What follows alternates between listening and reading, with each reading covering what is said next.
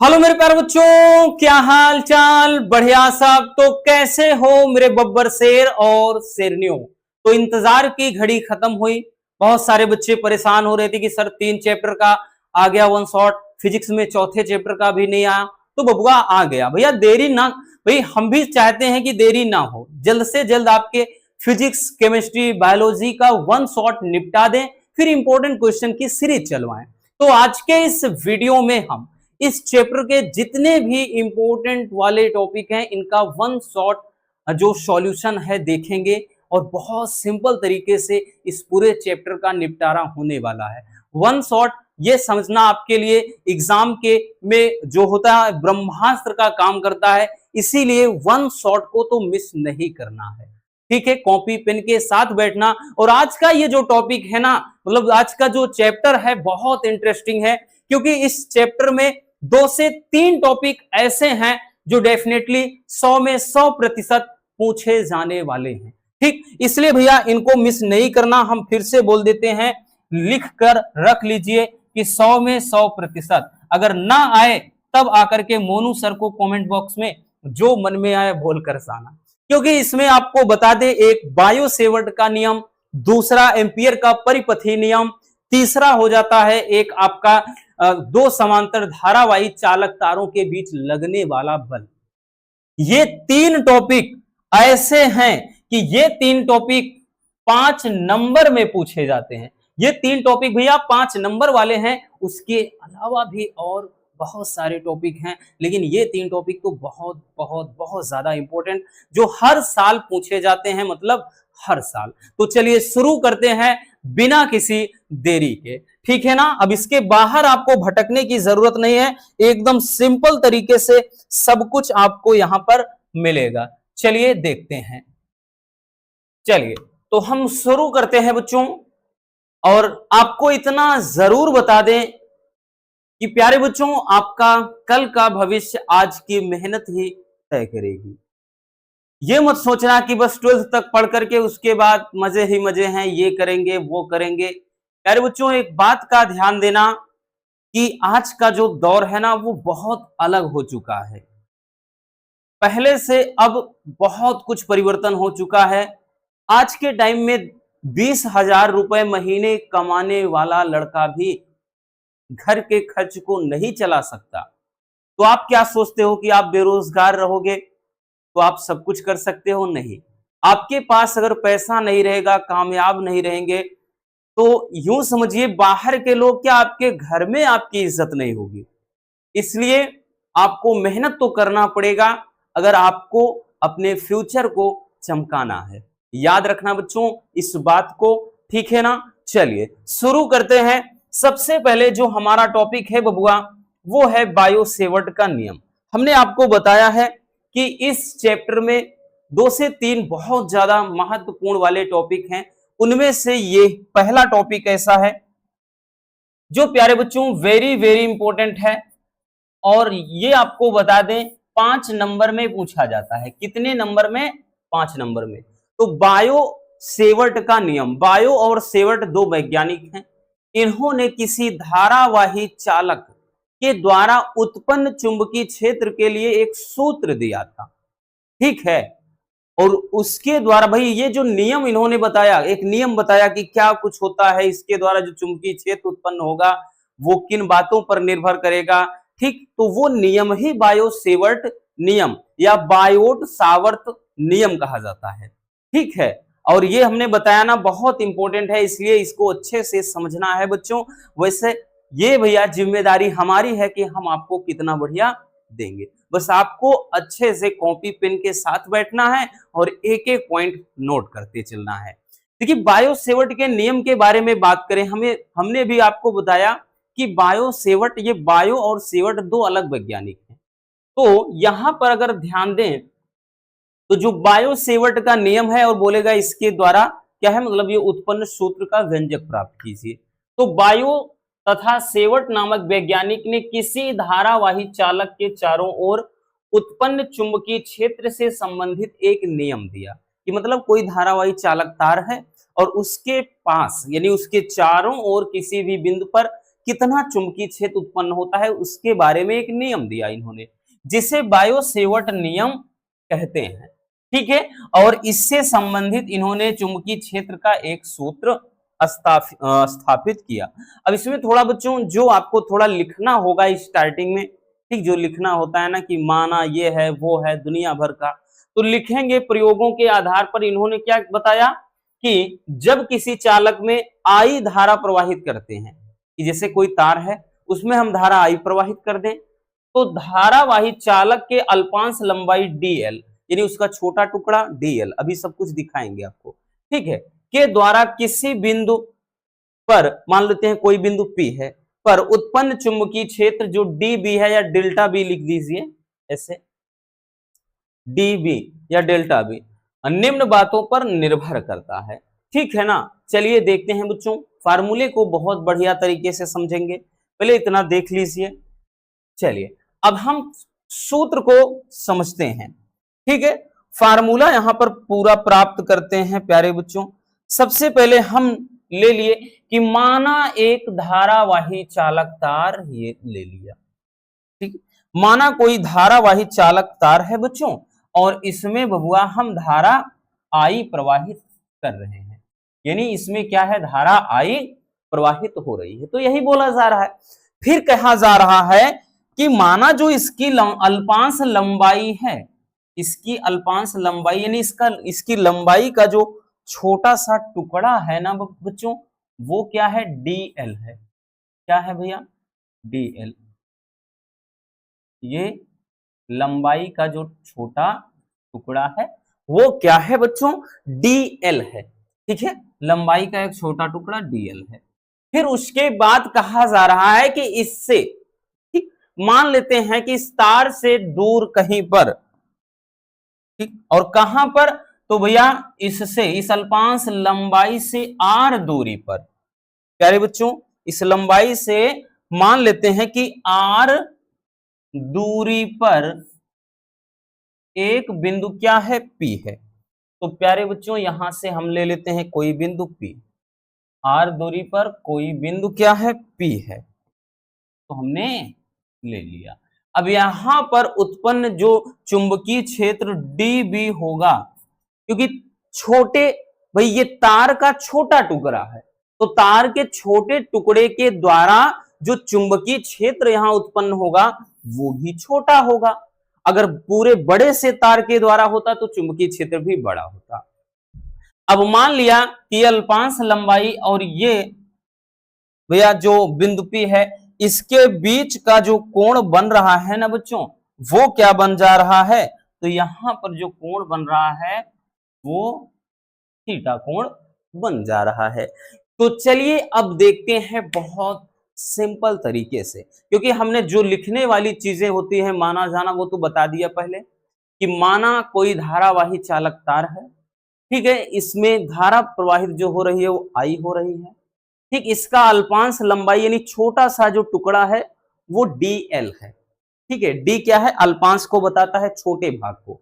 फिर उसके बाद बताया कि इसके अल्पांश लंबाई से r दूरी पर कोई बिंदु P है, और जहां पर हमें क्या है भैया, यहां पे चुंबकीय क्षेत्र dB का मान निकालना है, और मान लेते हैं कि अल्पांश लंबाई और बिंदु P के बीच की जो कोण बनता है वो थीटा है। तो अब जो यहां पर चुंबकीय क्षेत्र उत्पन्न होगा वो निम्नलिखित बातों पर निर्भर करता है बच्चों। तो यहां लिखेंगे भैया, अब हम शुरू करते हैं प्यारे बच्चों, लिखेंगे सबसे पहले लिखेंगे कि चुंबकीय क्षेत्र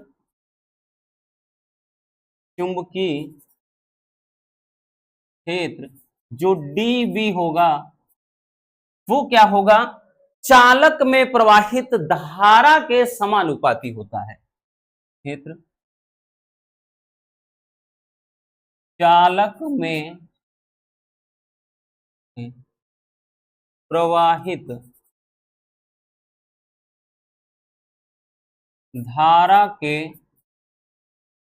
समानुपाती होता है, या अनुक्रमानुपाती लिखें, धारा के अनुक्रमानुपाती होता है।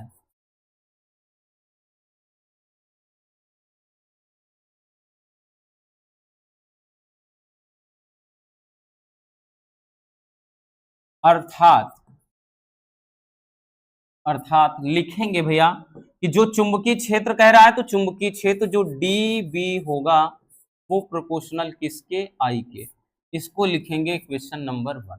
यानी चुंबकीय क्षेत्र क्या है भैया, इस चालक में प्रवाहित धारा के अनुक्रमानुपाती होता है। ठीक है, इसका मतलब भैया जितना धारा का प्रवाह होगा चुंबकीय क्षेत्र उतना ही प्रबल, जितना कम होगा उतना कम चुंबकीय क्षेत्र। ठीक, अब उसके बाद दूसरा लिखेंगे, दूसरा हम लिखेंगे बच्चों कि चुंबकीय क्षेत्र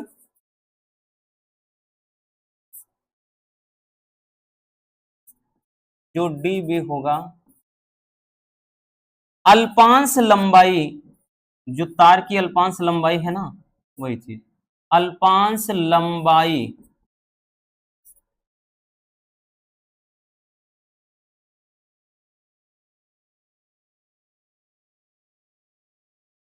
अल्पांश लंबाई dl के अनुक्रमानुपाती होता है, के अनुक्रमानुपाती होता है।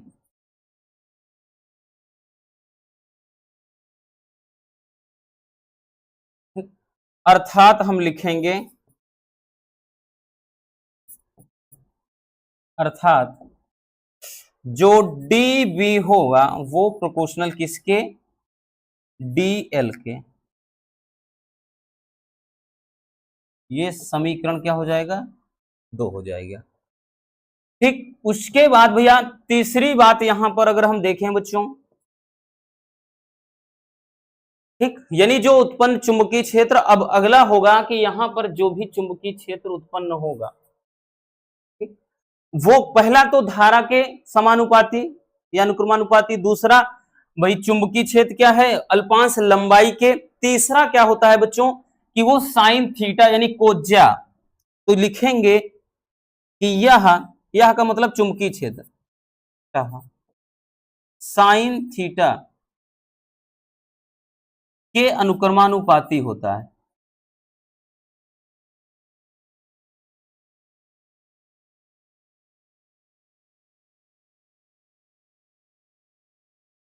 अर्थात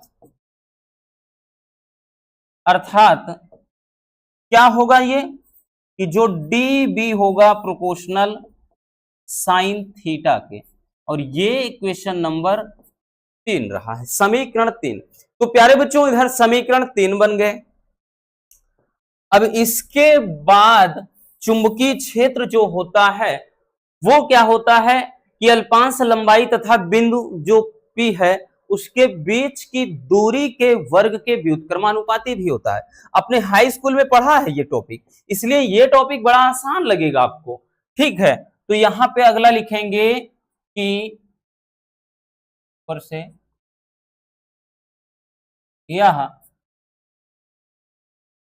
अल्पांश लंबाई, यह का मतलब समझ रहे हैं ना कि वैद्युत क्षेत्र, सॉरी चुंबकीय क्षेत्र की बात कर रहे हैं, यह अल्पांश लंबाई dl तथा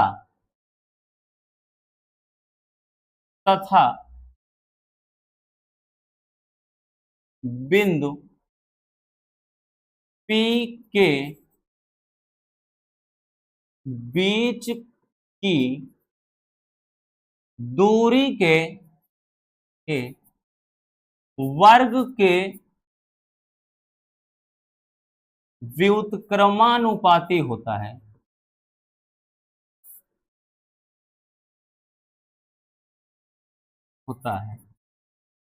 अर्थात देखिए अब बोल रहा है भैया आपकी बार, ये क्या है जो बीच की दूरी है r के व्युत्क्रमानुपाती, अर्थात जो डी बी होगा वो क्या है व्युत्क्रमानुपाती 1/r²। ठीक, ये समीकरण क्या हो गया, 4 हो गया, क्योंकि ये कह रहा है कि दूरी के वर्ग के व्युत्क्रमानुपाती। अब 4 समीकरण बन गए बच्चों, तो हम लिखेंगे चारों समीकरण को मिलाने पर, चारों समीकरण को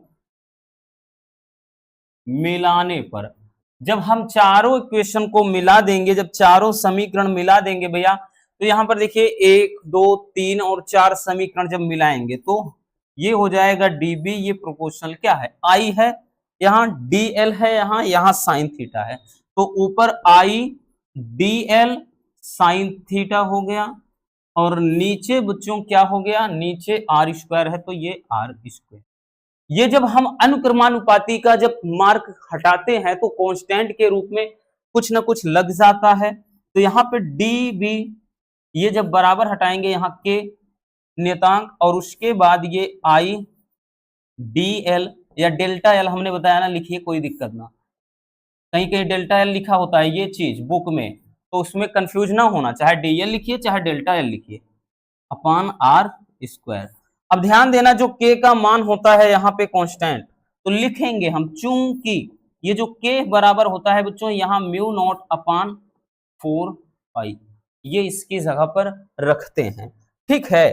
तो ये क्या हो जाएगा, इधर थोड़ा देख लेते हैं, तो ये हो जाएगा बच्चों कि डी बी बराबर इसके स्थान पे म्यू नॉट अपान 4 पाई रखेंगे, जब म्यू नॉट अपान 4 पाई आई डेल्टा एल साइन थीटा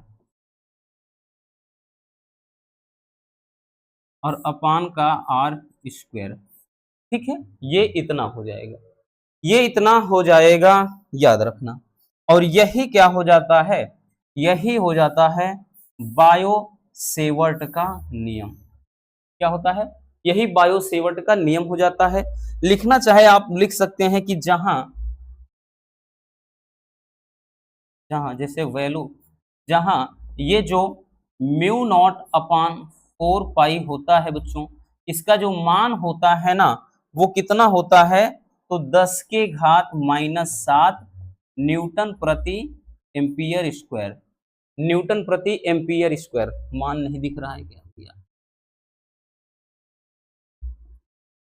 10 के पावर, एक मिनट,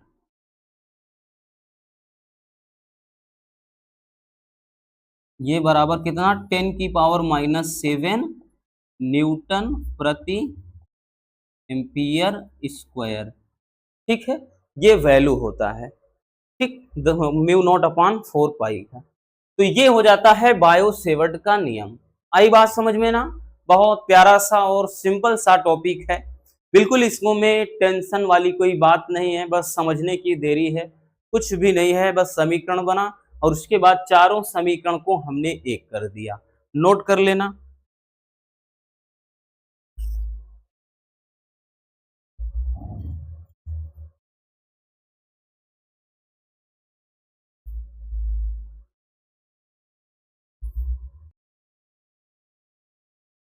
हो गया, चलिए आगे चलते हैं, अगला टॉपिक देखते हैं। अगला टॉपिक क्या है भैया, ये देखिए बायो सेवर्ट के नियम का अनुप्रयोग है पूरा। बायो सेवर्ट के नियम का अगर अनुप्रयोग के रूप में क्वेश्चन आए, या फिर ऐसे कहेगा कि बायो सेवर्ट का नियम का प्रयोग करके किसी वृत्ताकार धारावाही कुंडली के केंद्र पर उत्पन्न चुंबकीय क्षेत्र का व्यंजक प्राप्त कीजिए। यह भी इंपॉर्टेंट है, याद रखना। ऐसे टाइप के जो क्वेश्चन आते हैं हमेशा ये लॉन्ग में आता है प्यारे बच्चों, 5 नंबर में, ठीक।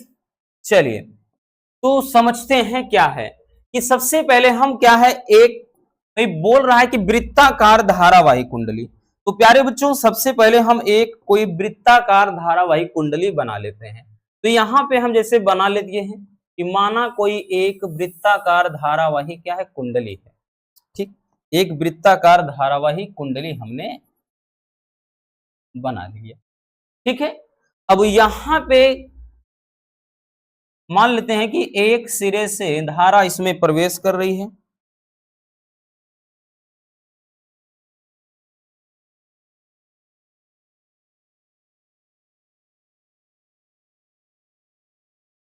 जैसे देखिए कि एक सिरे से धारा इसमें प्रवेश कर रही है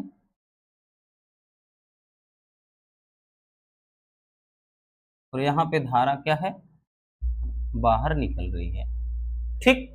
फिर उसके बाद मान लेते हैं कि माना कि इसका जो केंद्र है वो क्या है, ओ है, और जो रेडियस है प्यारे बच्चों जो त्रिज्या है वो क्या है, इसकी त्रिज्या r है। मान लिया कि इसकी जो त्रिज्या है वो r है, और माना कि जो तार का कोई छोटा टुकड़ा, तार का जो छोटा टुकड़ा, जैसे यहां से बच्चों यहां तक ये तार का, मान लिए कि कोई छोटा सा जो टुकड़ा है वो क्या है, dl है। क्या है, dl। माना तार का कोई छोटा सा जो टुकड़ा है, अल्पांश लंबाई जिसको बोलते हैं, वो dl है, और नाम रख दिया इसका जैसे क्या चीज, ab। ठीक, इसका नाम जैसे हम रख देते हैं ab, ये a है तो ये b है, ab इसका नाम रख दिया। फिर उसके बाद मान लिया कि माना भाई चुंबकीय क्षेत्र, भाई डायरेक्शन हमेशा ऐसे ऐसे चलेगा बच्चों, तो यहाँ पे चुंबकीय क्षेत्र क्या लगेगा, क्योंकि तार के कारण किसी बिंदु पर चुंबकीय क्षेत्र क्या होता है भाई, dB, अभी इसके पहले देखा है। फिर उसके बाद मान लिया कि ये क्या होता है, अभिलंबवत है, यानी 90 डिग्री का कोण बनाता है, 90 डिग्री का कोण। क्योंकि बच्चों ये चाहे जिस बिंदु पर आप देखिए, ये हर जगह पर 90 डिग्री का कोण बनाएगा। फिर यहां से जैसे अगर जाएंगे तो यहां पर भी ये 90 डिग्री का कोण बनाएगा, ठीक है, चाहे जहां से। फिर इसके बाद जैसे यहां से ये आया तो ये 90 डिग्री का कोण बनाएगा, फिर इसके बाद यहां से ऐसे गया तो ये 90 डिग्री का कोण बनाएगा हर जगह पर।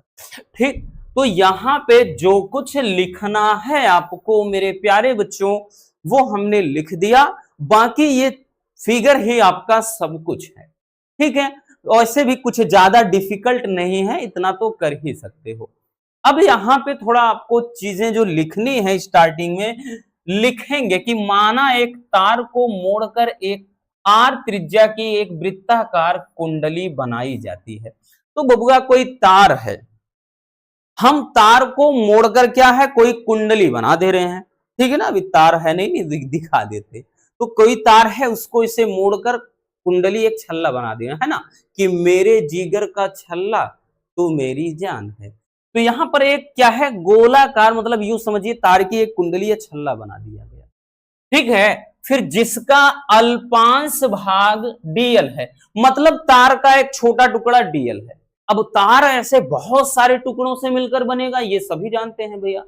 तो मतलब जैसे इसमें एक छोटा टुकड़ा इतना है, फिर एक छोटा टुकड़ा इतना लेंगे, फिर एक छोटा, मतलब इस ऐसे इसी तरह से छोटे छोटे छोटे छोटे टुकड़ों से पूरा तार बना है, यानी पूरी कुंडली बनी है ना। फिर यहां पर करेंगे क्या, सबसे पहले इस छोटे से टुकड़े के द्वारा यहां पर इस बिंदु पर हम क्या निकालेंगे, चुंबकीय क्षेत्र निकालेंगे। जब हम क्या पहले छोटे टुकड़े से निकालेंगे, फिर बाद में पूरी कुंडली के द्वारा यानी पूरे तार के द्वारा इस बिंदु पर चुंबकीय क्षेत्र निकालेंगे। बस इतना सा काम करना है आपको। तो यहां पर लिखेंगे बच्चों सबसे पहले, तो भैया जो लिखना था हमने लिख दिया।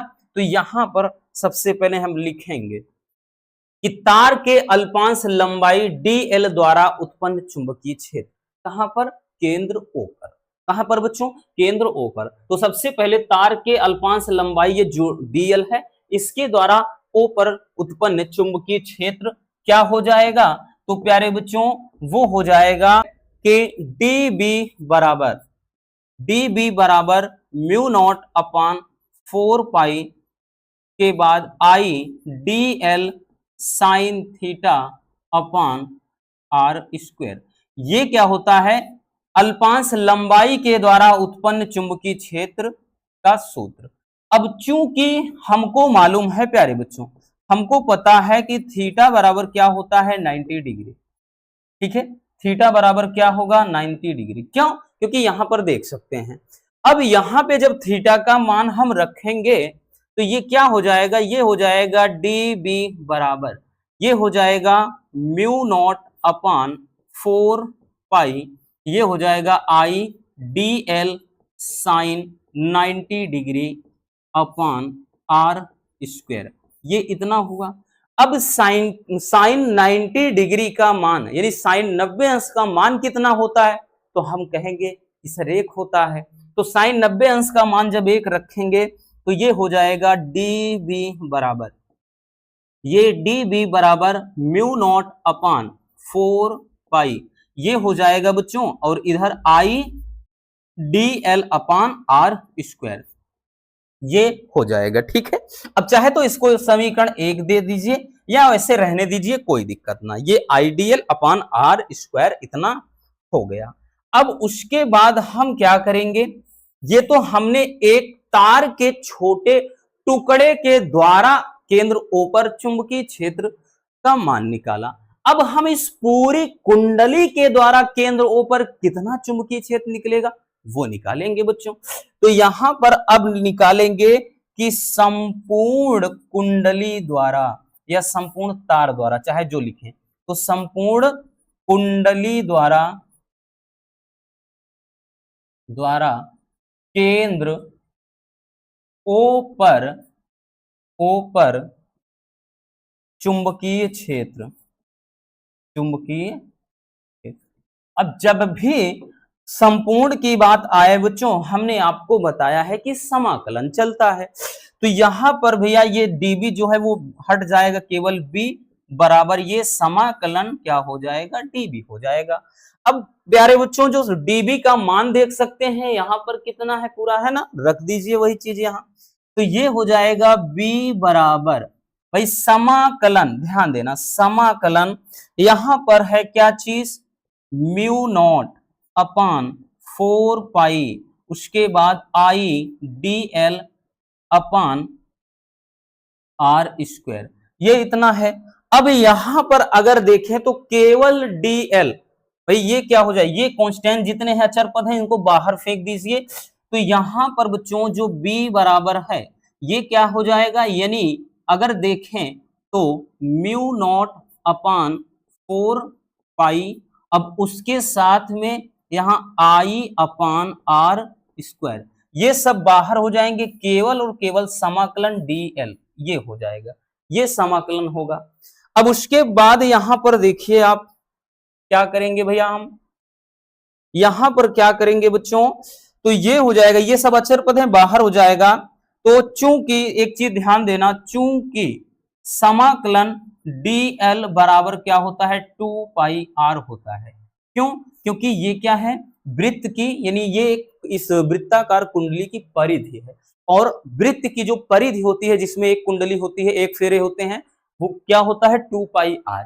तो यहां पर जो मान है बच्चों वो हम रख देंगे, ठीक है, समाकलन dl के स्थान पे। तो ये हो जाएगा b बराबर यहां पे म्यू नॉट अपान 4 पाई, फिर ये आई अपान आर स्क्वायर हो गया, फिर उसके बाद इसके स्थान पे 2 पाई आर ये हो जाएगा, ठीक है, 2 पाई आर। अगर आप देखें तो कुछ चीजें कटने वाली हैं, आर से एक आर ये कट गया, यहाँ 2 पाई से यहाँ पे 4 पाई, ये दो दूना 4 ये कट गया।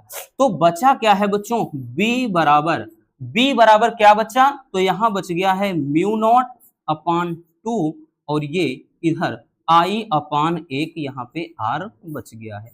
और यही क्या हो जाएगा बच्चों, यही हो जाएगा वृत्ताकार धारावाही कुंडली के कारण, मतलब के कुंडली के केंद्र पर उत्पन्न चुंबकीय क्षेत्र का व्यंजक, ये हो जाएगा। लेकिन एक चीज यहां पर और ध्यान देना, जैसे दिया रहता है कभी कभार कि यदि कुंडली में फेरों की संख्या दी हो, ये तो एकल फेरों वाली कुंडली के लिए है कि जैसे एक फेरे हैं, जैसे सवाल वगैरह में दे देता है कि इतने फेरे हैं, तब आप क्या करेंगे, तो यहां पर थोड़ा लिखेंगे कि यदि कुंडली में फेरों की संख्या, यदि कुंडली में फेरों की संख्या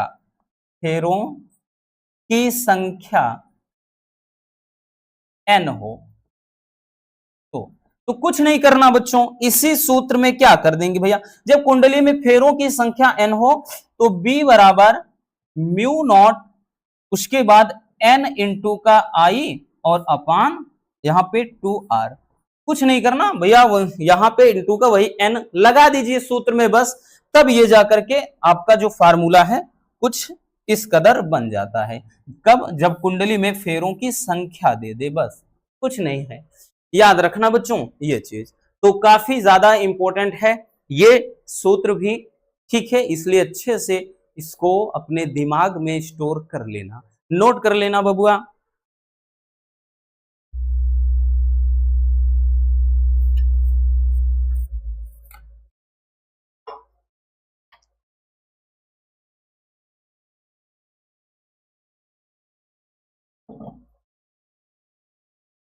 हो गया? चलिए आगे चलते हैं। अगला जो टॉपिक है वो है निर्वात की चुंबकशीलता तथा वैद्युतशीलता में संबंध स्थापित कीजिए। यह भी इंपॉर्टेंट है और ये तो काफी ज्यादा है, क्योंकि इसे अगर आप प्रीवियस ईयर के पेपर को उठाइए बच्चों तो ये मतलब लगातार आया हुआ है। ये शॉर्ट में भी आ जाता है, लॉन्ग में भी आ जाता है कभी कभार, और उसके बाद बहुविकल्पी के रूप में भी जैसे संबंध होता है तो वो बहुविकल्पी के रूप में दे देता है।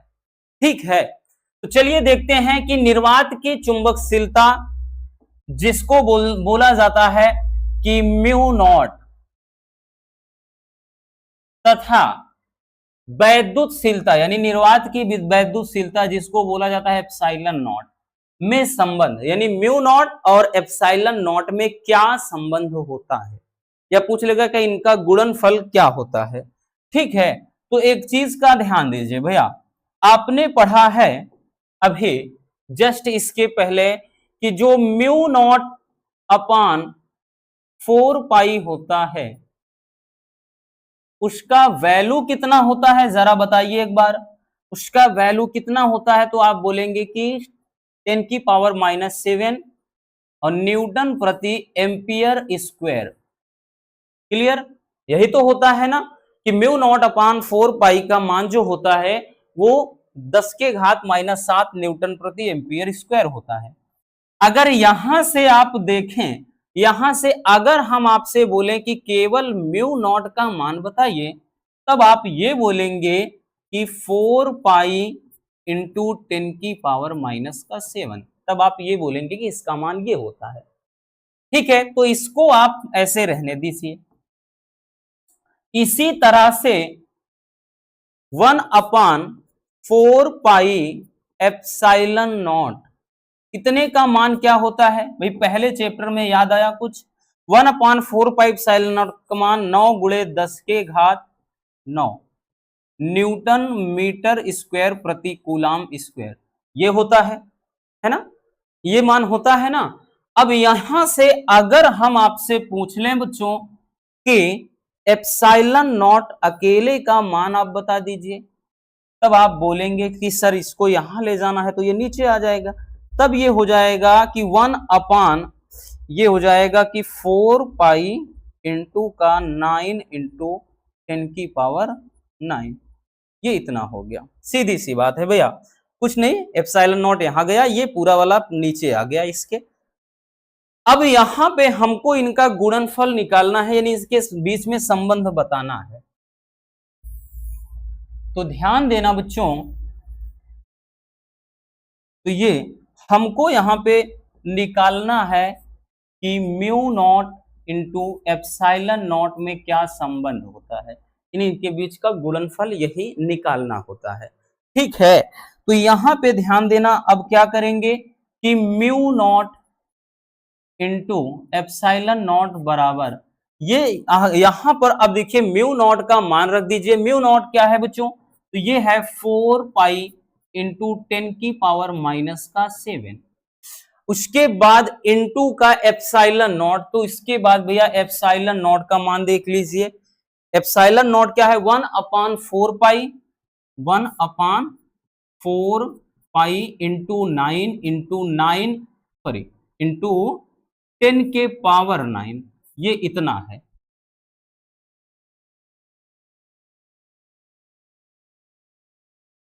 ठीक है, इतना है। अब यहां से देखिए क्या कुछ कर सकते हैं, बहुत कुछ कर सकते हैं भैया। तो यहां पर पहले लिखेंगे कि mu naught into epsilon not बराबर, यहां पर क्या किया जा सकता है, एक चीज का ध्यान दीजिए भैया, अगर आप देखें तो ये 4 पाई से 4 पाई सीधा सीधा कट गया। ठीक है, ये कट गया कि नहीं, सीधी सी बात।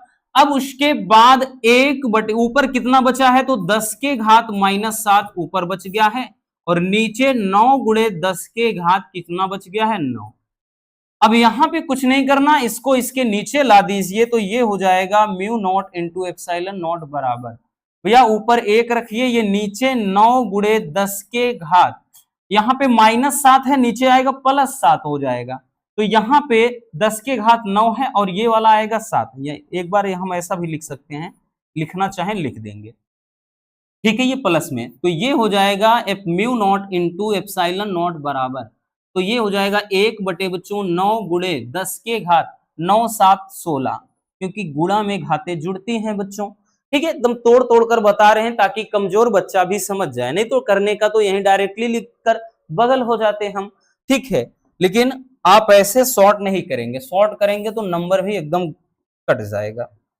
अब देखिएगा भैया, अब इसको हम किस तरीके से लिख सकते हैं, बस यही सबसे ज्यादा समझने वाली बात होती है।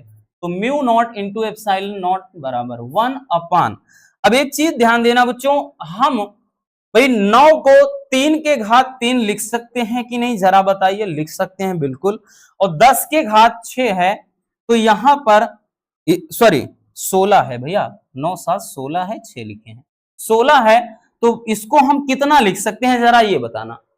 तो इसको 10 के घात हम 8 का ये लिख सकते हैं वर्ग, क्यों, क्योंकि इसका मतलब 10 के घात 8 गुणे 10 के घात 8, ये हो जाएगा इस तरह से, ठीक है। तो यहां पर हम ये किस कह सकते हैं 3 गुणे 10 के घात 8, इस पूरे का वर्ग लगा सकते हैं, बिल्कुल लगा सकते हैं, ठीक है, वही चीज। अब ये जो होता है 3 गुणे 10 के घात 8, ये किसका मान है, तो लिखेंगे चूंकि 3 गुणे 10 के घात 8 ये जो बराबर होता है c के होता है, ठीक है, तो इधर लिखेंगे थोड़ा, चूंकि c बराबर 3 गुणे 10 के घात 8, ठीक है, मीटर पर सेकंड होता है कि नहीं, प्रकाश की चाल यही तो है भैया, 3 गुणे 10 के घात 8, तो यहां पर वही मान हम रख देंगे, तो ये हो जाएगा mu naught into epsilon not बराबर ये 1 बटे यहाँ पे c स्क्वायर, यही क्या हो जाएगा बच्चों, संबंध हो जाएगा, यही म्यू नॉट और एप्सिलॉन नॉट के बीच संबंध हो जाएगा।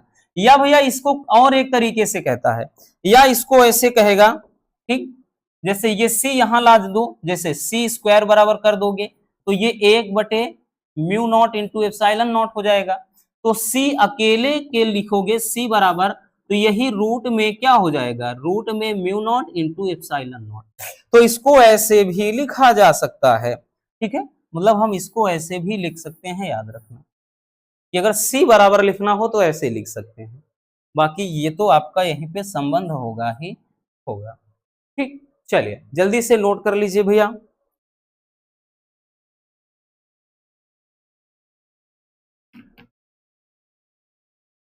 हो गया बच्चों। चलिए आगे चलते हैं भैया, जो अगला टॉपिक है ये इस चैप्टर का बहुत दमदार टॉपिक है, एक ये और एक इसमें आता है दो समांतर धारावाही चालक तारों के बीच लगने वाला बल।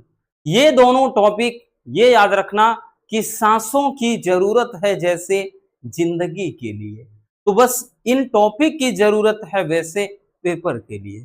तो प्यारे बच्चों याद रखना ये टॉपिक वेरी वेरी इंपॉर्टेंट है, और हम हर बार जितनी बार भी ये टॉपिक करवाते हैं और आपको हम हमेशा से बताते हैं कि इसको तो आप बिल्कुल भी मत छोड़िए, क्योंकि कुछ टॉपिक होते ही ऐसे हैं कि इनको एग्जामिनर इग्नोर कर ही नहीं सकता, मतलब पेपर बनाने वाले इनको इग्नोर कर ही नहीं सकते। तो बात कर रहे हैं कि एम्पियर के परिपथी नियम के बारे में। प्यारे बच्चों जब ये 1 नंबर का पूछता है तो केवल कथन पूछेगा, नहीं तो एम्पियर के परिपथी नियम की व्याख्या करना है तब पूरे 5 नंबर का पूछ लेता है। चलिए बहुत सिंपल तरीके से इस टॉपिक को हम निपटाते हैं, ऐसा सिंपल तरीका आपने शायद ही देखा होगा। वैसे सारे टॉपिक को हम एकदम तोड़कर आसान करके ही बताते हैं, ठीक है, क्योंकि रटाना हमारी फितरत में नहीं। तो प्यारे बच्चों क्या है एम्पियर का परिपथी नियम क्या कहता है, पहले वो जान लेते हैं। तो एम्पियर का परिपथी जो नियम कहता है कि किसी बंद परिपथ की सीमा के अनुदिश चुंबकीय क्षेत्र B का जो रेखीय समाकलन होता है वो उस पृष्ठ द्वारा घिरे कुल धारा I का म्यू नॉट गुना होता है। ठीक है, ये क्या होता है, एम्पियर का परिपथीय नियम। ये बोल रहा है कि किसी बंद परिपथ, कोई बंद परिपथ है, उसकी सीमा के अनुदिश चुंबकीय क्षेत्र B का रेखीय समाकलन। तो रेखीय समाकलन का सिंबल ये है, तो B इंटू का dl। ठीक है, रेखीय का मतलब तार की लंबाई के बारे में है। तो B इंटू dl ये कह रहा है कि चुंबकीय क्षेत्र B का जो रेखीय समाकलन होता है, कह रहा है कि उस पृष्ठ द्वारा घिरी कुल धारा मतलब ये बराबर किसके है, कुल धारा I के का म्यू नॉट गुना होता है। तो म्यू नॉट गुना होता है, तो म्यू नॉट इंटू I। यही क्या होता है, यही होता है परिपथ का नियम, यानी एम्पियर का परिपथ नियम या परिपथीय नियम। और यही चीज हमें क्या करना है, अभी प्रूफ करना है, यही चीज हमें दिखाना है। तो सबसे पहले बच्चों हम यहां पे एक फिगर के माध्यम से समझ लेते हैं कि जैसे मान लिया कि माना कोई एक क्या है, कागज के तल के लंबवत हम कोई तार है, तार की कल्पना करते हैं। माना किसी कागज के तल के लंबवत हम किसी तार एक्स वाई की कल्पना करते हैं, एक्स वाई की कल्पना करते हैं, सीधी सी बात। ठीक है, इतनी सी बात समझ में आ गई। फिर मान लिया कि माना जो इसका भैया यहां पे जो सेंटर है, केंद्र O है, O से R दूरी पर, यानी इसकी जो रेडियस है ना बच्चों, वो क्या है, रेडियस जो है, जो त्रिज्या है वो R है। त्रिज्या क्या है, R है। ठीक है, अब यहां से हम बना देते हैं कि भैया इसका जो चुंबकीय क्षेत्र है वो क्या है, B इसका चुंबकीय क्षेत्र है। ठीक, अब उसके बाद हम करेंगे क्या, एकदम सिंपल सा लॉजिक है, बहुत ज्यादा दिमाग पे जोर नहीं देना। और दिशा इसकी क्या है भैया, चुंबकीय क्षेत्र के अनुदिश है, इसलिए थीटा का जो मान यहां रखेंगे वो क्या हो जाएगा, 0 डिग्री होगा। अभी इसकी जरूरत पड़ेगी। तो सबसे पहले हम यहां पर लिखेंगे बच्चों, हम लिखेंगे कि उपपत्ति में लिखेंगे उपपत्ति। तो लिखेंगे इसमें कि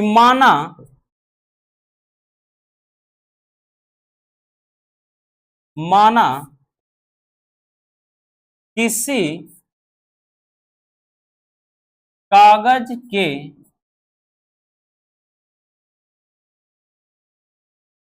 तल के लंबवत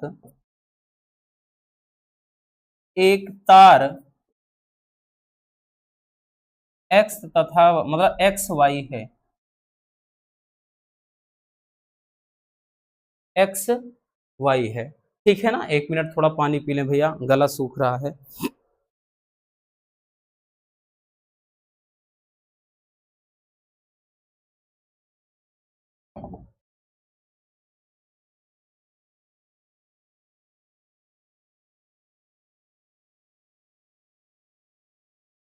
अब इसके बाद देखिए, मतलब हमने क्या बताया, कागज के तल के लंबवत कोई तार एक्स वाई है, फिर इसके चारों तरफ क्या है, एक वृत्तीय पथ की कल्पना की गई है ना। फिर लिखेंगे कि इसके चारों ओर, इसके चारों ओर वृत्तीय पथ की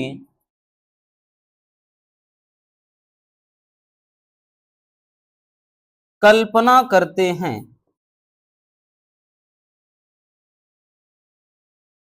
ठीक है, फिर उसके बाद इसमें क्या लिखेंगे बच्चों,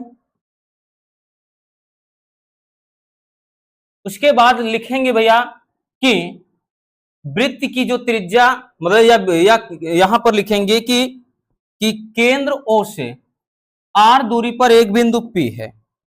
यहां पर हम एक बिंदु ले लेते हैं P। तो लिखेंगे कि वृत्त के केंद्र के केंद्र O से आर दूरी पर एक बिंदु क्या है, P, एक बिंदु P है। तो हम क्या करेंगे प्यारे बच्चों, हम अब O से यहां पर P पर, यानी यहां पे बिंदु P पर हम वैद्युत क्षेत्र का मान सबसे पहले निकालेंगे। और ये चीज आपने पहले चैप्टर में निकाला है, हमने बताया है। तो सबसे पहले हम निकालेंगे कि बिंदु P पर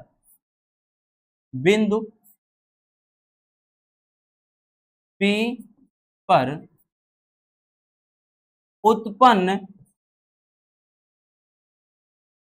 वैद्युत क्षेत्र, वैद्युत क्षेत्र कह रहे हैं कि उत्पन्न जो चुंबकीय क्षेत्र होता है, उत्पन्न चुंबकीय क्षेत्र। तो प्यारे बच्चों, जैसे वैद्युत क्षेत्र होता है, सेम उसी तरह से आपने इसमें चुंबकीय क्षेत्र वाला एक फार्मूला देखा है, ठीक है, जिसमें कि B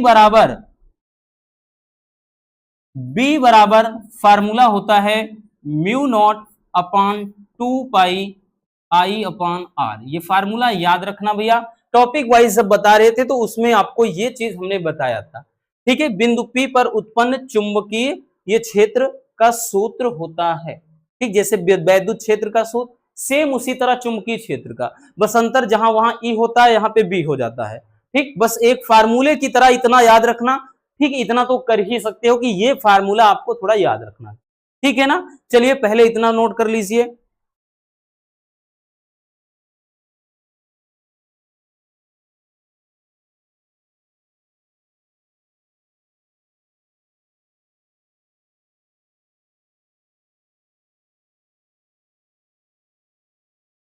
हो गया ना। देखिए हमने क्या बताया, फिर से समझ लेते हैं, क्योंकि टॉपिक इंपॉर्टेंट है तो बताना जरूरी है, सबको समझ आना जरूरी है। सबसे पहले हमने क्या किया भैया कि माना किसी कागज के तल के लंबवत कोई तार XY है, फिर इसके चारों तरफ एक वृत्तीय पथ की कल्पना करते हैं। क्या ही दिक्कत है बबुआ, कुछ नहीं। फिर आगे वृत्त के केंद्र O से R दूरी पर एक बिंदु P है, जो कि हमने दर्शाया है। यहां तक भी बात एकदम 100% सही है। फिर उसके बाद हमने बताया कि बिंदु P पर उत्पन्न यहां पर वैद्युत चुंबकीय दोनों लिख दिया है क्या यार, एक मिनट भाई, एक मिनट, ऐसे दोनों लिख दिया है। उत्पन्न चुंबकीय क्षेत्र, उत्पन्न चुंबकीय क्षेत्र, ये फार्मूला होता है बच्चों, ठीक है, किसी धारावाही चालक तार के द्वारा किसी बिंदु पर उत्पन्न चुंबकीय क्षेत्र का व्यंजक होता है कि B बराबर mu not upon 2 pi I upon R। ये सूत्र याद रखना, यही आपको थोड़ा एक्स्ट्रा चीज याद रखना है, केवल ये फार्मूला। अब उसके बाद हम क्या करेंगे, आगे देखते हैं प्यारे बच्चों। अब निकालेंगे कि चुंबकीय क्षेत्र B का रेखीय समाकलन। अब हम निकालेंगे यहां कि चुंबकीय क्षेत्र B का रेखीय समाकलन। अब यहां पे चुंबकीय क्षेत्र B का रेखीय समाकलन जो हो जाएगा, ठीक, वो क्या हो जाएगा, वो हो जाएगा वेक्टर B इंटू DL, ये बराबर, ये समाकलन क्या हो जाएगा B, और यहां पे DL इंटू कॉस थीटा, ये इतना हो जाएगा। अब आप कहेंगे सर यहां ये कहां से आया, ये ऐसा क्यों हो गया। तो एक चीज का ध्यान देना प्यारे बच्चों कि एक फार्मूला होता है, चूंकि एक फार्मूला होता है कि vector A into vector B बराबर होता है, इधर थोड़ा लिखते हैं, चूंकि vector A into vector B बराबर होता है AB कॉस थीटा। ये वेक्टर का जो अदिश गुणनफल होता है, ये 11th में भी आपने पढ़ा है, वही चीज है, ठीक है, AB कॉस थीटा होता है, ये अदिश गुणनफल होता है। तो यहां पर हम ये कह सकते हैं, ठीक है, तो वही चीज हमने लिख दिया है। तो यहां पे अब लिखेंगे, चूंकि थीटा बराबर क्या है, थीटा बराबर क्या है भैया, तो थीटा बराबर है 0 डिग्री, अभी बताया ना इसके पहले ही चित्र में आपको। तो यहां लिख देंगे कि चुंबकीय क्षेत्र बी का रेखीय समाकलन, ये बराबर समाकलन क्या हो जाएगा, बी इंटू का डी एल, फिर उसके बाद साइन कह रहे हैं, ये क्या हो जाएगा कॉस 0 डिग्री। और कॉस 0 डिग्री का मान कितना होता है, तो यहाँ पे भी 1, कॉस 0 अंश का मान 1 हो जाता है। तो ये हो जाएगा समाकलन b का, ये रेखीय समाकलन हो जाएगा। फिर ये समाकलन क्या हो जाएगा, ये b हो जाएगा इंटू का dl, क्योंकि cos 0 अंश का मान 1। अब यहां पे हम लिखेंगे कि चूंकि समाकलन dl ये बराबर किसके हो जाता है, इसको सबसे पहले एक बार बाहर रख लेते हैं तब करते हैं। इसको एक बार और लिख लेते हैं, b इंटू का dl। अब ये भैया b बाहर रख लीजिए, ये समाकलन केवल dl कर दीजिए। अब यहाँ पे चूंकि dl ये समाकलन का मतलब संपूर्ण के लिए होता है, क्योंकि ये समाकलन dl ये बराबर 2 पाई r के, किसके 2 पाई r के, क्योंकि ये हमने बताया ना पूरा वृत्तीय पथ है। वृत्तीय पथ का परिधि क्या है, इसके पहले वाले सूत्र में भी देखा आपने, वो 2 पाई r होता है। तो यहां पर वही चीज हो गया। अब यहां पे हम रखेंगे बच्चों ये मान, तो ये हो जाएगा समाकलन b का वेक्टर, ये वेक्टर b इंटू dl हो गया, ठीक है, बराबर यहां पर b का मान अभी निकाला है इसके पहले कि mu naught upon 2 pi i upon r, ये सूत्र निकाला था भैया, ठीक है, इसके पहले ही। और उसके बाद यहां पर समाकलन dl इस पूरे का मान कितना होता है 2 पाई r, कितना 2 पाई r, इसका पूरा 2 पाई r हो गया। अब यहाँ पे कटने वाली चीज अगर देखिए 2 पाई से ये 2 पाई कट गया, ये r से ये r कट गया, तो यहां पर बचा क्या b इंटू डी एल बराबर क्या बचा, यहां पर म्यू नॉट बच गया और इंटू का आई बच गया। अगर आप देखें तो भैया हमें प्रूव क्या करना था, हमें प्रूव क्या करना था बच्चों, हमें प्रूव यही करना था, ठीक है, हमें सिद्ध यही तो करना था। क्योंकि अगर इसमें आप देखें जरा यहां पर नोटिस करिए, इसमें अगर आप यहां पर देखें बबुआ तो इसमें क्या प्रूव करना था, तो यहां पर म्यू नॉट इंटू आई यही लाना था, ठीक है। तो कुछ भी नहीं किया, ये जो b का मान है, ये b का मान हमने क्या किया है, यहां पर वही चीज रख दिया है। और ये 2 पाई r कहां से आया, क्योंकि ये पूरी वृत्त की परिधि होता है, ठीक। तो यही क्या है, एम्पियर का परिपथी नियम है। फिर से यहाँ पर लिख दे रहे हैं ताकि आपकी याददाश्त बहुत ही मजबूत बनी रहे, वेरी वेरी इंपॉर्टेंट है, फिर से बता दे रहे हैं, नोट कर लेना प्यारे बच्चों।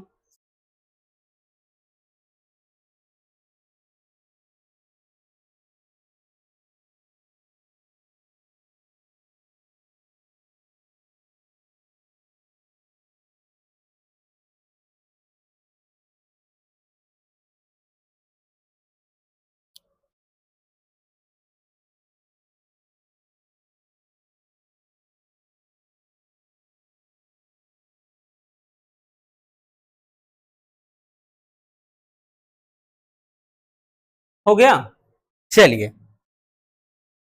अब यहां से आगे देखते हैं अगला टॉपिक।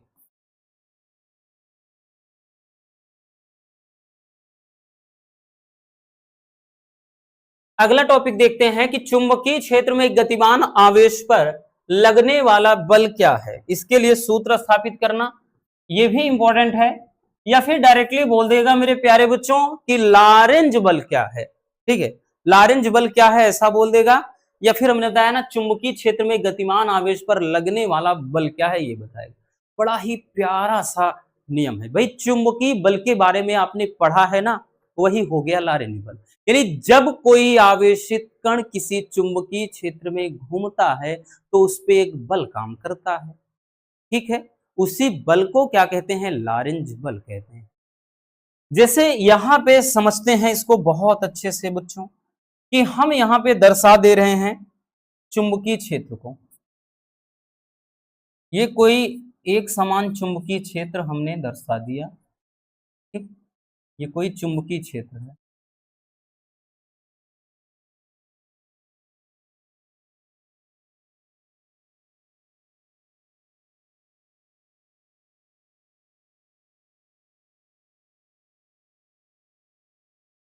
ये चुंबकीय क्षेत्र है।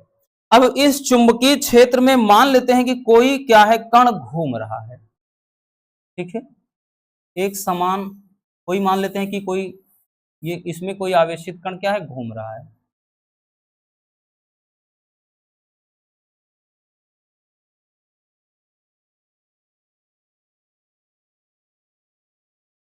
ठीक?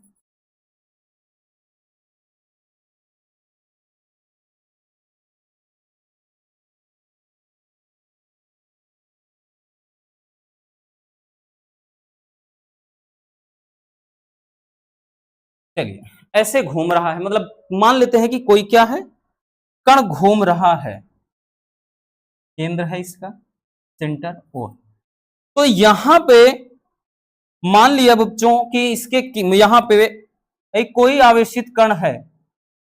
ठीक, क्यों? जिस पर वही आवेश क्या है, वो क्या है कि v वेग से एक समान चुंबकीय क्षेत्र B में वो गतिशील है।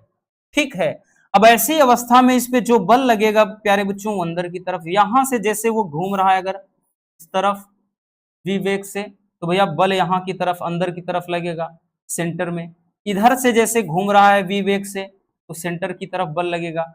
फिर यहां से ऐसे घूम रहा है इधर, तो यहां पे अगर देखें तो मान लेते हैं कि वो v वेग से क्या है, गतिशील है, और बी चुंबकीय क्षेत्र में उस पर आवेश क्या है, क्यों है। तो ऐसी अवस्था में इस पे अभिकेंद्री बल लगेगा, यानी अंदर की तरफ बल लगेगा, जो इसका संतुलन यानी आवेश, जो कण आवेशित कण है उसके संतुलन को बनाए रखेगा, यानी उसी के द्वारा क्या है, वो उसमें गिरेगा नहीं, बराबर वो बना रहेगा। ठीक है, वो चीज। तो यहां पर अब हमें ये निकालना है कि ये जो बल कार्य कर रहा है ना, वो उस यानी उस बल का मान कितना होगा। ठीक, तो यहां पर हम सबसे पहले लिखेंगे बच्चों कि जब कोई आवेशित कण चुंबकीय क्षेत्र में गति करता है तो उस कण पर एक बल काम करता है जिसे लारेंज बल कहते हैं, और इसे ही क्या कहेंगे, चुंबकीय बल भी कहा जाता है। फिर हमने ये बता दिया कि माना क्या है, एक समान चुंबकीय क्षेत्र क्या है बच्चों, यहाँ पे बी है, जो कि यहां क्रॉस करके दर्शा दिया है। फिर इसमें कोई आवेशित कण जिस पर क्या है, जिसका आवेश क्यों है, वो क्या है, इसमें v वेग से घूम रहा है। फिर उसके बाद बता दिया कि अंदर की तरफ जो बल है वो क्या लग रहा है, F लग रहा है। तो ऐसी सिचुएशन में इस पे जो लगने वाला बल है वो निम्नलिखित बातों पर निर्भर करेगा। ठीक है, अब जो चुंबकीय बल होगा ना, वो क्या हो जाएगा,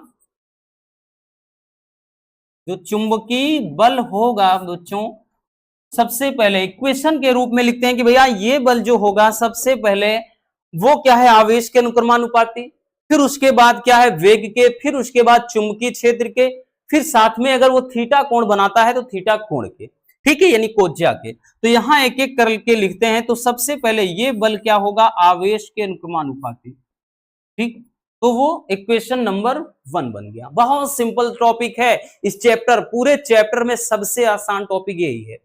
फिर उसके बाद बच्चों जो दूसरा होगा कि ये जो बल होगा ना भैया, वो किसमें, वो क्या है, कण के वेग के, समीकरण 2। मतलब जो जितना अधिक वेग होगा बल उतना ही प्रबल होगा, जितना कम उतना कम, ठीक है, बल होगा। यहां पर तीसरा जो होगा बच्चों, तीसरा होगा जो चुंबकीय बल होगा, वो क्या है, चुंबकीय क्षेत्र के अनुक्रमानुपाती, तीसरा ये चीज। ठीक, यानी चुंबकीय क्षेत्र अगर बात कर लें, जितना प्रबल होगा बल भी प्रबल, या बल प्रबल तो चुंबकीय क्षेत्र प्रबल, ये चीज। और साथ ही अगर वो थीटा का मान दिया रहे बच्चों, तो थीटा का मान जब दिया रहे तो जो एफ होगा वो कोज्या के अनुक्रमानुपाती यानी साइन थीटा के। तो इस ये हो जाएगा क्वेश्चन नंबर 4। तो यहां से आपके सामने कितने समीकरण बन गए, 4। तो आप लिखेंगे अब कि चारों समीकरण को मिलाने पर,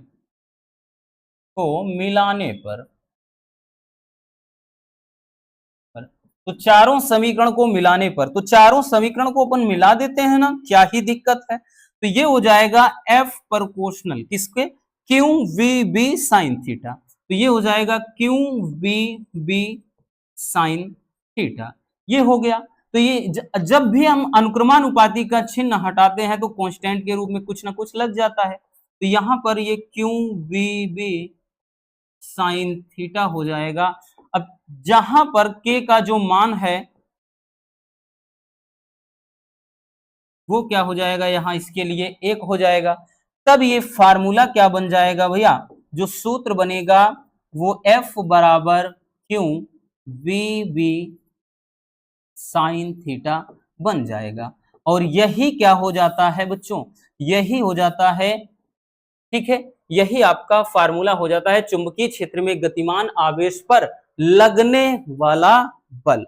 अब देखिए कुछ इसमें विशेष परिस्थितियां होती हैं, जैसे यहां पे कुछ विशेष परिस्थितियां होती हैं, याद रखना। तो यहां पर हम लिखेंगे कि विशेष परिस्थितियां सवाल में आता है बच्चों, ये बहुत ज्यादा इंपॉर्टेंट है रसगुल्लों, कि विशेष परिस्थितियों में यहां पूछता है, इसे सवाल में पूछेगा। इस पे आया भी है न्यूमेरिकल 3 नंबर में, प्रीवियस ईयर में, पिछले साल आया था बच्चों। यहाँ पे थीटा का मान कुछ ना कुछ दे देगा, यहाँ बोल देगा भाई क्यू दे देगा, वी दे देगा, बी का मान दे देगा, फिर बोल देगा कि यहाँ पे जब वो समांतर प्रवेश करता है, जब वो लंबवत प्रवेश करता है तो कितना भाई चुंबकीय बल काम करेगा, ऐसा करके न्यूमेरिकल बनाता है। जब हम न्यूमेरिकल बताएंगे तो अच्छे से समझाएंगे, ठीक है। इस पे न्यूमेरिकल, तो यहां सबसे पहले यहां पे हमने बताया ना विशेष परिस्थितियों में, जैसे पहला दे दे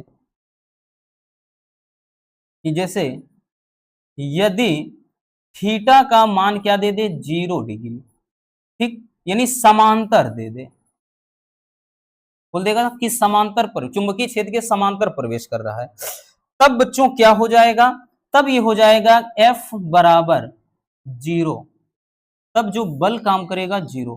क्यों, क्योंकि भैया जब हम साइन 0 यहां पर रख देंगे सूत्र में, तो साइन 0 अंश का मान 0 हो जाएगा, तो बल 0 काम करेगा। और ये बहुविकल्पी में भी बहुत आता है, ठीक है। अब उसके बाद दूसरा बच्चों क्या कर दे कि यदि थीटा बराबर 90 डिग्री कर दे, मतलब लंबवत कर दे। अब जब लंबवत कर देगा तब क्या हो जाएगा भैया, जब लंबवत करेगा तब ये F बराबर केवल क्यू वी बी, यानी ऐसी अवस्था में जो बल होगा ना वो अधिकतम बल काम करेगा, मैक्सिमम काम करेगा, ठीक। क्योंकि साइन 90 अंश का मान 1 होता है, यहां पर 1 रखेंगे तो ये केवल 1 हो जाएगा, तो क्यू वी बी हो जाएगा। ये आपका हो जाता है लॉरेंज बल, या फिर हम यूं कह लें कि भैया एक मतलब क्या कहते हैं, चुंबकीय क्षेत्र में गतिमान आवेश पर लगने वाला बल, ठीक। चलिए नोट कर लीजिए।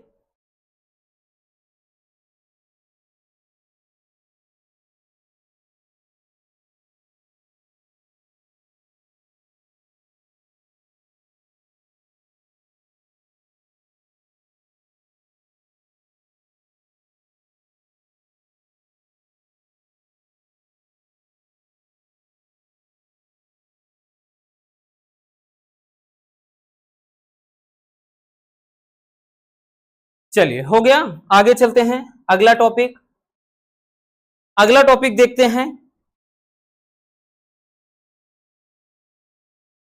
अगला टॉपिक जो हमारा है भैया वो है फ्लेमिंग के बाएं हाथ का नियम। इंपॉर्टेंट है, इतना याद रखना, ठीक। बट बहुत ज्यादा हम महत्वपूर्ण नहीं कह सकते, लेकिन हाँ इतना जरूर है कि आता है, ठीक है। अब सारे के सारे अगर टॉप आपके सिलेबस में हैं तो इंपॉर्टेंट ही है। अब फ्लेमिंग का जो बाएं हाथ का नियम है, बाएं हाथ दाएं हाथ दोनों पूछता है, बट बाएं हाथ का नियम ज्यादातर आता है, बड़ा ही आसान सा है, देखिए हाई स्कूल में भी आपने इसको पढ़ा है, बताने की जरूरत ही नहीं थी, लेकिन फिर भी इतना भी नहीं है कि हाँ ना बताया जाए, अगर पता चले आ गया तो फिर बाद में हमको गाली दोगे। तो देखिए फ्लेमिंग का बाएं हाथ का नियम क्या है, क्या कहता है, मतलब क्या कहता है, वो ये कहता है कि यदि हम अपने बाएं हाथ के, मतलब ये नियम ये बोलता है कि यदि हम अपने बाएं हाथ के, मतलब यहां पर ध्यान देना, अंगूठा, फिर तर्जनी और साथ में मध्यमा, इन तीनों अंगुलियों को क्या करें, इन तीनों अंगुलियों को एक इस प्रकार फैलाएं कि ये परस्पर लंबवत हो। मतलब जैसे हमने ये फैला दिया इस तरह से, तो प्यारे बच्चों आप देखें यह 90 डिग्री का कोण इसके साथ बन रहा है, ठीक है, मतलब ये यहां पर देख सकते हैं कि ये एक दूसरे के साथ कितने अंश का कोण बनाए, तो यहां पर देख सकते हैं 90 अंश का। तो यहां पर समझ रहे हैं ना कि ये नियम बोलता है कि यदि हम अंगूठा, तर्जनी, मध्यमा को इस प्रकार फैलाएं कि ये तीनों क्या हो भैया, ये परस्पर लंबवत हो, तो ऐसी अवस्था में तो क्या होता है, जो अंगूठा होता है वो चालक पर लगने वाले बल की दिशा को बताता है, जो तर्जनी होती है वो चुंबकीय क्षेत्र की दिशा को ये बताता है भैया कि ये चुंबकीय क्षेत्र की दिशा है, और उसके बाद ये जो मध्यमा है चालक में प्रवाहित धारा आई की दिशा को बताएगी।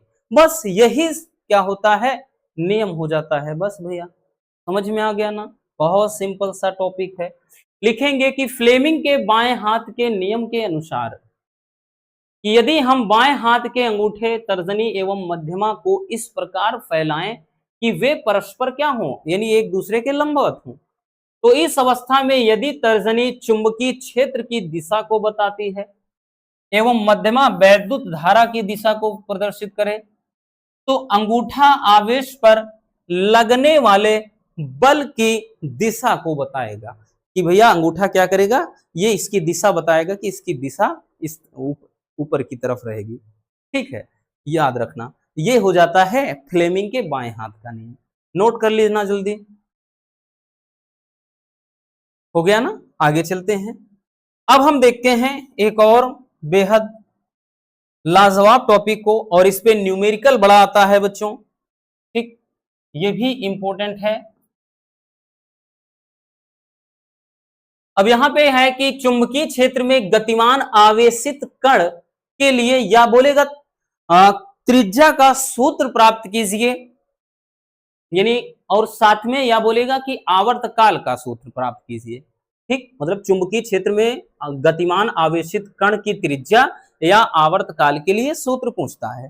तो जैसे बच्चों इसके पहले भी हमने आपको बताया, ध्यान से समझना उसको एक बार और बढ़िया से।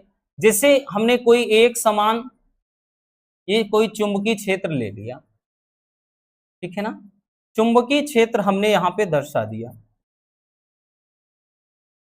फिर उसके बाद हमने बताया कि माना कोई कण क्या है, इसमें गति कर रहा है, उसका कण का जो कण पे आवेश क्यों है, वेग v वेग से है। तो जब ये गति करेगा v वेग से, तो बच्चों यहां पे ध्यान देना, ये बल इस तरफ, फिर उसके बाद यहां पे जब v वेग से ये गति कर रहा है इधर, तो भैया इसकी जो बल है वो अंदर की तरफ। यहां पे जैसे ये गति कर रहा है v वेग से, तो बल अंदर की तरफ, यहां पर भी बल अंदर की तरफ होगी। मतलब ये क्या होगा, जब वो गति करेगा v वेग से, ये चुंबकीय क्षेत्र B है, तो उसकी जो मतलब जो बल की दिशा है वो अंदर की तरफ होगा। कहने का मतलब है कि जब अंदर की तरफ होगा तो इसका संतुलन बना रहेगा कण का, ठीक है। और यही जो बल होता है वो क्या कहलाता है, अभिकेंद्री बल। अभि का मतलब अंदर की तरफ है, ठीक है, अभिकेंद्र यानी अंदर की तरफ, यानी केंद्र के अंदर की तरफ। अब इसी बल के कारण आपने देखा होगा कि जैसे कोई मोड़ है ना, कि मैं निकला वो गडले के रास्ते में, वो सड़क पे एक मोड़ आया, है ना, पढ़ा है, मतलब पढ़ा नहीं सुना है गाना ना, तो वहां पे मैं उसी पे दिल छोड़ आया। तो एक जब कोई मोड़ आता है, तो जब कोई आदमी जाता है तो भैया क्यों नहीं गिरता, तो भाई रोल होता है, एक तो फ्रिक्शन है, घर्षण, क्योंकि अगर फ्रिक्शन नहीं रहेगा तब भी वो स्लिप मार के गिर जाएगा, और दूसरा अभिकेंद्री बल होता है जो उसको गिरने नहीं देता है। तो यहां पर भी सेम लॉजिक काम करता है। तो जब कोई कण चुंबकीय क्षेत्र में गति करता है, भाई कोई कण है वो चुंबकीय क्षेत्र में देखिए इस तरह से घूम रहा है, तो उस पर एक अभिकेंद्री बल लगता है, और ये अभिकेंद्री बल जो होगा वो कण पर लगने वाले चुंबकीय बल के बराबर होगा।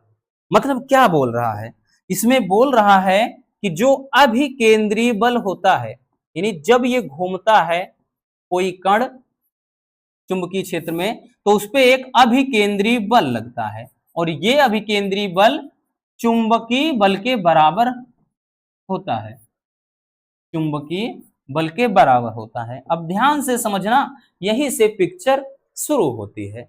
जो अभिकेंद्री बल का सूत्र होता है बच्चों, वो होता है F बराबर mv² अपॉन r। तो यहां पे क्या हो जाएगा, अभिकेंद्री बल का सूत्र mv² अपॉन r। और चुंबकीय बल के बारे में बात करें तो अभी भैया चुंबकीय बल हमने भी देखा था QVB, यही तो देखा। तो यहां पर भाई हम लगाएंगे F बराबर QVB। अब भाई यहां बटे करके क्रॉस गुणा करा दीजिए, तो ये क्या हो जाएगा, पहले तो ये एक V से V कट गया ना। अब उसके बाद यहां पर ये देखिए ये हो गया क्या चीज, तो ये Q इंटू का B into R, QB into R बराबर का बच्चों ये क्या हो जाएगा, MV हो जाएगा। या फिर हम यहां से R बराबर लिखना चाहें, R बराबर लिखना चाहें तो ये हो जाएगा MV अपान QB, MV अपान QB। और आपको बता दें मेरे प्यारे बच्चों, यही क्या हो जाता है, यही क्या हो जाता है, त्रिज्या के लिए सूत्र हो जाता है। ठीक है, ये त्रिज्या के लिए है। बट अगर यहां पर देखें तो पूछा किसके लिए है भैया, आवर्त का, ये कण की त्रिज्या के लिए है। किसके लिए, त्रिज्या के लिए। कि कई बार त्रिज्या के लिए ही पूछा गया है, 2025 में, ठीक 24 या 25 में पूछा था केवल त्रिज्या के लिए। तो ये यहां तक। अगर कण के आवर्त काल के बारे में पूछ ले तो आप थोड़ा और बढ़ा दो, भाई किसके बारे में पूछना है, जैसे यहाँ पे आवर्त काल के बारे में, आवर्त काल के बारे में पूछ ले, तब प्यारे बच्चों फार्मूला हो जाता है T बराबर 2πr अपान V। ठीक है, ये फार्मूला हो जाता है 2πr अपान V। तो यहां पर क्या हो जाएगा, T बराबर कितना हो जाएगा, 2πr का मान पूरा रख दीजिए, MV अपान QB, ये हो गया अपान का ये V। तो भैया V से V क्या है, कैंसिल कर देंगे, तो ये हो जाएगा T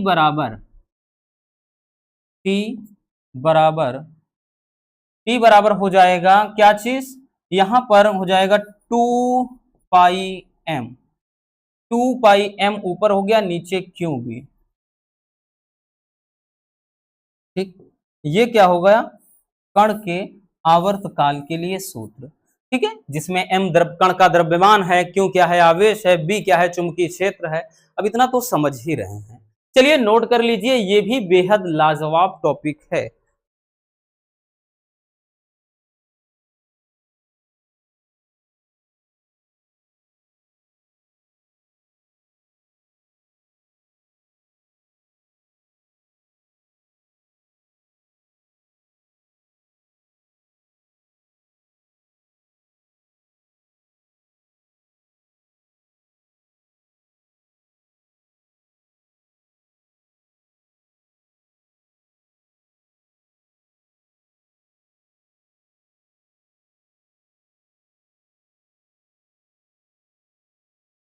हो गया, चलिए आगे देखते हैं।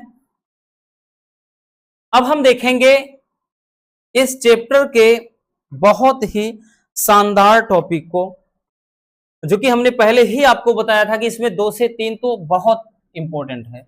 तो उनमें से एक ये है, ध्यान देना, एक बायो सेवर्ट का नियम 5 नंबर में, दूसरा बच्चों आपका हो जाता है एम्पियर का परिपथी नियम 5 नंबर में, तीसरा ये आपका 5 नंबर का टॉपिक होता है कि दो समांतर धारावाही चालक तारों के बीच लगने वाला बल।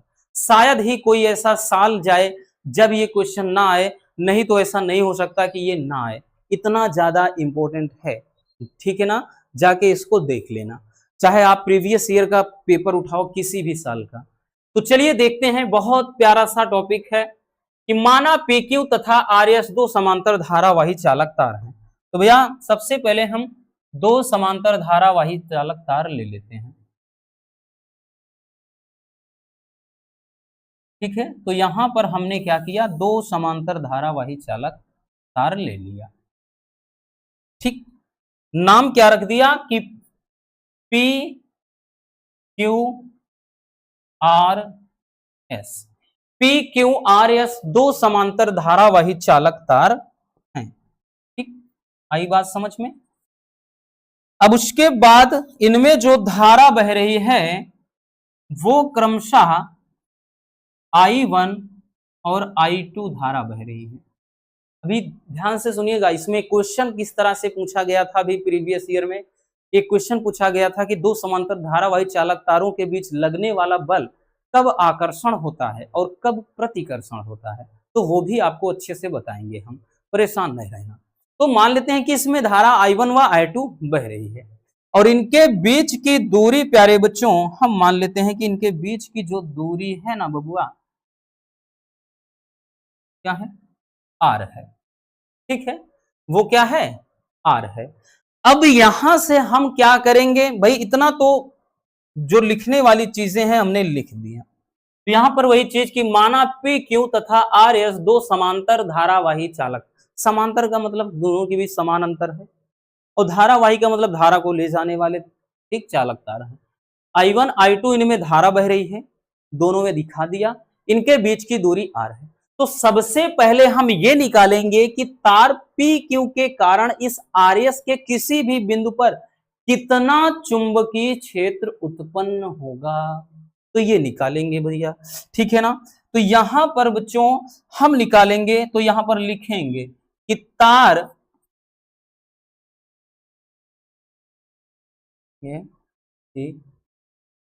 तार PQ के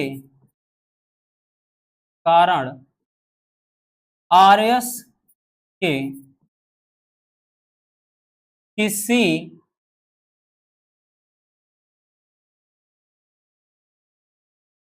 बिंदु पर उत्पन्न चुंबकीय क्षेत्र, आरएस के किसी भी बिंदु पर उत्पन्न चुंबकीय क्षेत्र का जो व्यंजक है। अब भैया तार PQ के कारण है, तो यहां पर चुंबकीय क्षेत्र जो होगा वो क्या हो जाएगा, B1 बराबर, तो ये हो जाएगा म्यू नॉट अपान 2 पाई। भैया अभी इसके पहले ही बताया कि mu naught upon 2 pi I upon R, ये क्या होता है, किसी तार के कारण उत्पन्न चुंबकीय क्षेत्र का व्यंजक होता है। तो mu naught upon 2 pi I upon R, तो यहां I1 अपान R लिखेंगे। क्यों, क्योंकि भैया तार ये I मतलब तार PQ के कारण उत्पन्न हो रहा है, और PQ में आप देख सकते हैं धारा क्या बह रही है, I1 बह रही है। तो यहां पर हम इसको इक्वेशन नंबर 1 लिख सकते हैं। अब तार RS की प्रति एकांक लंबाई पर कितना बल लगेगा वो निकालेंगे, क्योंकि इनके बीच लगने वाला बल ही तो हमें निकालना है। ठीक है, तो यहां पर अब लिखेंगे कि तार RS की प्रति लंबाई पर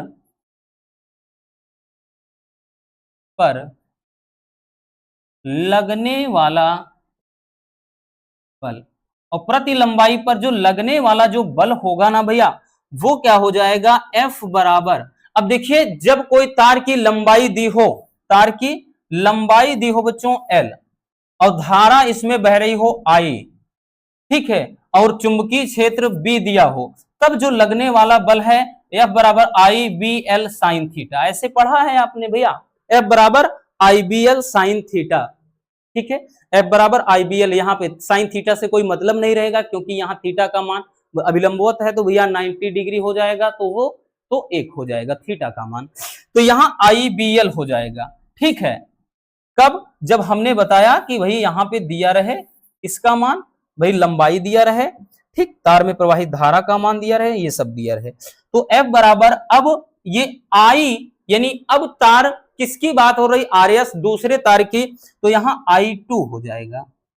उसके बाद B, अब B का मतलब यहां पे भैया पहले वाले के कारण, यहां पे पहला, क्योंकि इसी के कारण यहां पे चुंबकीय क्षेत्र जो निकलेगा, तो यहां पे ये B1 है, यहां B1 रखेंगे। ठीक, IB1, फिर उसके बाद क्या रखेंगे, फिर यहां पर रख देंगे L।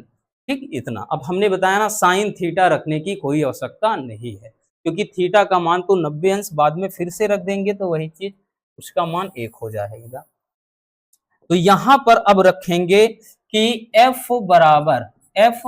बराबर ये हो जाएगा I2 गुणे B1 का जो मान है बच्चों वो पूरा रख देते हैं, म्यू नॉट अपान 2 पाई, फिर उसके बाद ये क्या है I1 अपान आर, ये मान हो गया, और इनटू का ये एल हो गया।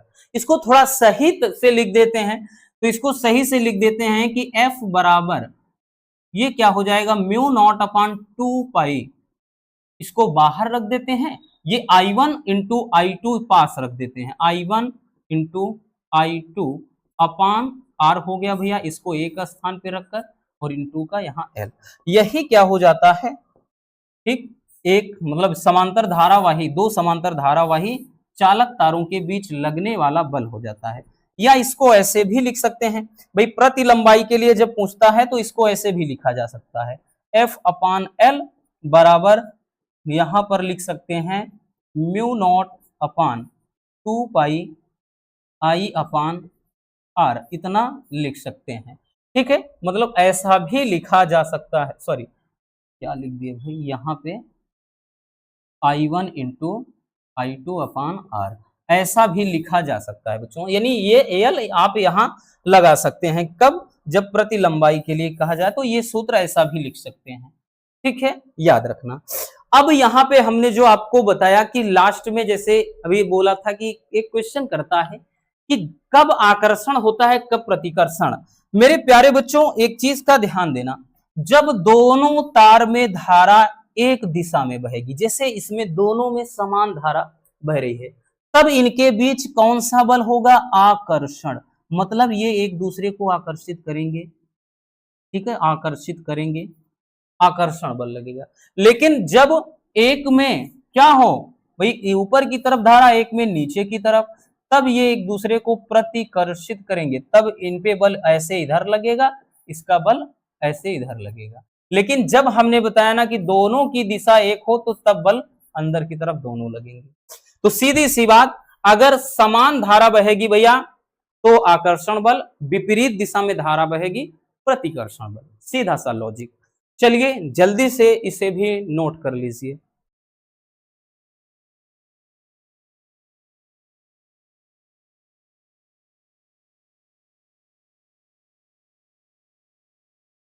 हो गया बच्चों, तो बस आज के इस वीडियो में इतना ही। उम्मीद है मेरे प्यारे रसगुल्लों को आज की ये क्लास काफी ज्यादा पसंद आई होगी। अगर वीडियो पसंद आई हो तो प्यार से एक लाइक कर देना, नए हैं तो चैनल को सब्सक्राइब जरूर कर लीजिए, ताकि सारे इंपॉर्टेंट जो लेक्चर हैं, वीडियोस हैं, आप तक रेगुलर पहुंचते रहें। मिलते हैं किसी और शानदार टॉपिक के साथ। Love you, bye bye, take care. हाँ, प्यारा सा कमेंट बॉक्स में छोड़ देना। देखिए फिर से आपको बता दे रहे हैं, यहां पर टेंशन ना लेना। अगर आपको यहाँ पे दिक्कत हो रही हो कि सर जी यहाँ कहीं कहीं साइन थीटा लिखा होता है, फिर से बता दे रहे हैं बच्चों, क्योंकि हमने बताया ना यहाँ पे जो भी बल लगेगा, ठीक, वो अभिलंबवत कार्य करता है। और यहाँ पे हमने बताया ना जो बल लगेगा भाई, जैसे यहाँ पे अंदर की तरफ, ठीक है, अंदर की तरफ बल काम करेगा, तो यही चीज होता है, बल की दिशा अभिलंबवत होती है। यहां पर इसीलिए हमने साइन थीटा नहीं लिखा है, क्योंकि लिखते आप IBL साइन थीटा लिखेंगे, फिर थीटा बराबर 90 रख देंगे, 90 अंश का मान 1 होता है, तो फार्मूला फिर आपका यही आएगा, तो इसलिए डायरेक्टली ये चीज लिखा है। ठीक है, चलिए आप मस्त तरीके से एंजॉय करते हुए पढ़ाई करते रहिए।